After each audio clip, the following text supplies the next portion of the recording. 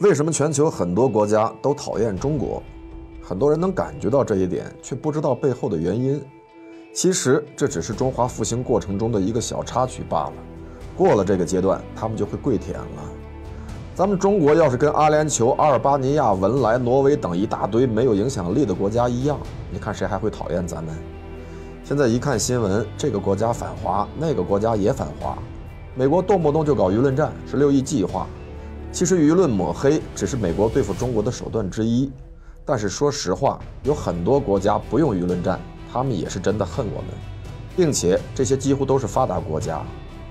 我们得明白一件事儿，国家间的仇恨其实来自于他们的国民。政治家之间就算矛盾再大，也是不会使用仇恨这种低端情感的。而国民间的仇恨大多不来自于历史，而是来自于现实。比如英国打过几乎所有的国家，是不是没有几个国家恨他们？中国只是发展自己，也没招谁惹谁，怎么会那么多国家恨中国呢？其实这并不奇怪，答案就是我们的发展一直在动别人的蛋糕。先说最近的例子，最近几天，中国的 AI 大模型 DeepSeek 在几天内席卷全球，引发了美股科技股的恐慌。微软下跌了3.5%，亚马逊在交易的第1个小时内下跌0.24%，软件巨头甲骨文早盘下跌8%，英伟达更是暴跌了17%，市值蒸发了5890亿美元，创下了自从股市成立以来最大的单日市值蒸发记录。你觉得这些公司上到老板下到员工，人家有什么理由喜欢你中国呢？再说远点儿，比如1994年，中国正在快速推进基础设施建设，尤其是大城市的地铁和隧道工程。为了提高施工效率，中国不得不花了7亿元的天价，从德国买了2台盾构机，还是二手货。让人心寒的是，德国的工程师嘲讽说，中国即使再过100年也造不出盾构机。结果中国人一发狠，2008年我们自己的盾构机研制成功了。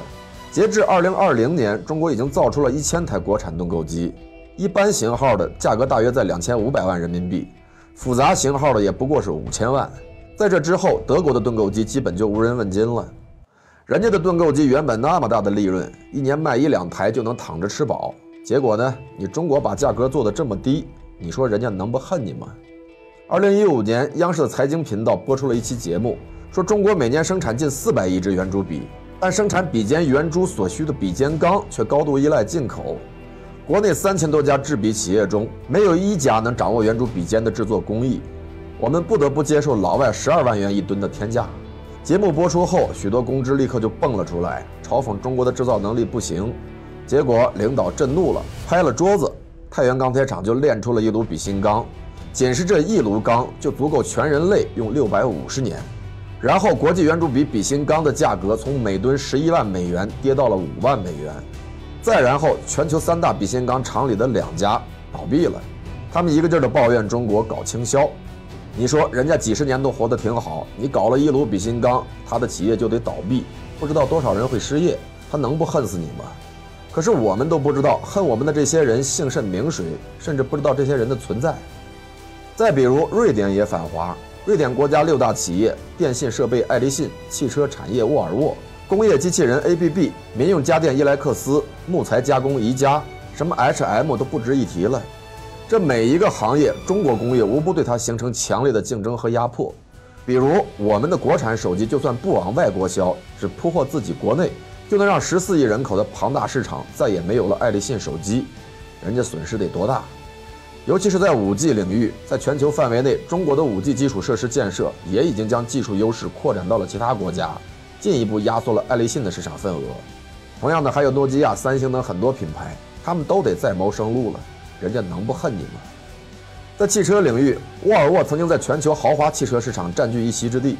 但现在中国本土的品牌如吉利、长城、蔚来等不断挤压市场。机器人领域，中国的埃福特、华数、格力等企业早已经打破了 ABB 在亚洲市场的优势地位，而且在价格上也具有压倒性的竞争力。宜家一度在中国成为家居零售的领军品牌，然而中国的本土家具如全友家居、索菲亚、曲美等迅速崛起，这让宜家不得不调整战略，面对中国品牌的冲击。这种例子就太多了，举不胜举。比如中国的船舶业一发力，韩国的船舶业日子就难过了。曾占据世界市场的韩国造船企业如三星重工、大宇造船接连被中国赶超，不但订单大幅缩水，甚至他们自己接来的部分订单都不得不转包给中国的船厂。中国新能源汽车崛起，让德国的宝马、大众、奔驰的燃油车销量大幅下滑。中国光伏产业发力后，欧美的光伏制造业几乎面临了灭顶之灾。中国家电行业崛起，于是日本的松下、东芝、夏普等品牌在国际市场上被中国品牌压得喘不过气。中国电动2轮车技术成熟后，印度、越南等国的摩托车产业受到了极大冲击，甚至连日本的雅马哈、本田等摩托车厂都受到了严重影响，被迫调整战略。中国的高铁技术成熟后，法国的阿尔斯通、日本新干线的海外订单大幅缩水，越来越多的国家选择中国高铁，放弃了昂贵的西方技术。中国无人机产业迅猛发展，让美国、以色列的无人机产业受到了严重冲击，大疆几乎垄断了全球消费级的无人机市场。美国甚至不得不封杀大疆，试图保护本国的无人机企业。总之，只要中国制造在全球同行业展开竞争，那么市场的格局就会发生巨变。甚至部分行业直接被中国制造洗牌，因为不管是什么东西，只要是中国人造出来，必然是价格低、量大管饱。这么做的好处是，反正受益的都是消费者、老百姓；坏处是，只要老外也做这个行业，那他就不得不面对中国的冲击，要么死，要么跟着我们一起卷。你不想卷，我们也只能帮着你卷。但是断人财路犹如杀人父母，你说人家为啥不恨你？人家本来躺着就能挣钱，现在你说要崛起，那大家都得下地干活了，不恨你恨谁？为啥现在恨英国的不多？因为人家以前只做搅屎棍，绝对不会去炸厕所，加上现在十分菜逼，所以不遭人恨。同样的道理，大清朝落后的时候，老外虽然跑来欺负我们，但他也不恨清朝。可现在呢，恨你又干不过你，他们就只能妖魔化中国。反倒是中东、南美、非洲等国跟咱们相处的火热。因为那些地区的工业和技术发展还都处于起步阶段，中国的产品不会对他们形成竞争。其实不管他国讨厌还是喜欢中国，对于我们而言并没有多大意义。真正的地位和未来只能凭借实力来争取。国与国之间的合作与博弈，本质上不存在有难同当、有福同享，恰恰是不能和光同尘的，会是各种形式的互相建立猜疑，表面握手寒暄，实则是明争暗斗、拉帮结派、构筑壁垒。我们已经发展起来了，就一定要继续发展下去。我们要的就是做大做强，不服气来骂的直接怼回去，敢动手的就直接打回去。等到有一天我们把老外都卷趴下了，全球市场都属于中国人了，价格都要我们来定了，中国人的日子也就好过了。当然，你可以把这理解为垄断，没错，我们做事就是这样。至于那些抱怨和憎恨，那我只能说，我们就喜欢你看不惯又干不掉我们的表情。骂吧，恨吧，无所谓。对于这种现象，教员早有答复。小小环球有几个苍蝇碰壁，嗡嗡叫，几声凄厉，几声抽泣。蚂蚁圆怀夸大国，比伏撼树谈何易。